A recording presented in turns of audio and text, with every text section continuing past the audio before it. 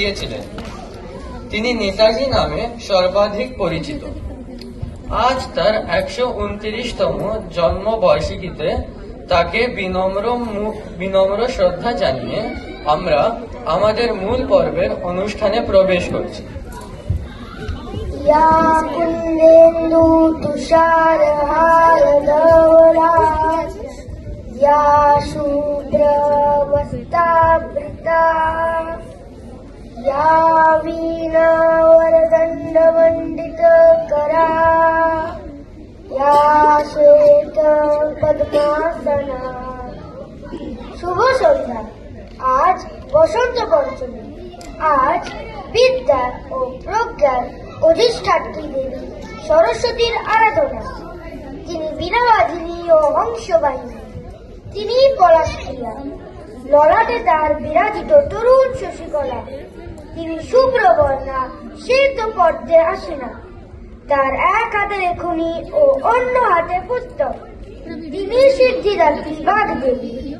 আজ তাই এই বাণী বন্দনার আয়োজন। আজ এই সুন্দর সন্ধ্যা স্মরণীয় হয়ে থাক সুরে ও ছন্দে।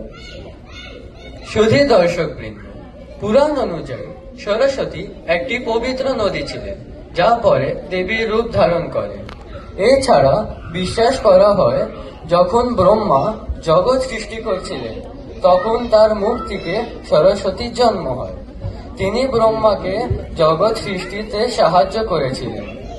দেবী সরস্বতী আমাদের জ্ঞান অর্জনে, বিনয় হতে এবং জ্ঞান নির্ভর সুন্দর সমাজ গঠনের পথ দেখান। তিনি শুদ্ধতা ও পবিত্রতার প্রতীক। তিনি শুধু হিন্দু ধর্মেও নন, বৌদ্ধ, জৈন ধর্মেও পূজিত। আজকের এই শুভ অনুষ্ঠানে সবাইকে স্বাগত। সরস্বতী পূজা শুধু একটি ধর্মীয় উৎসব নয়, বরং বাঙালির কাছে এটি বসন্তের আগমনী বার্তা।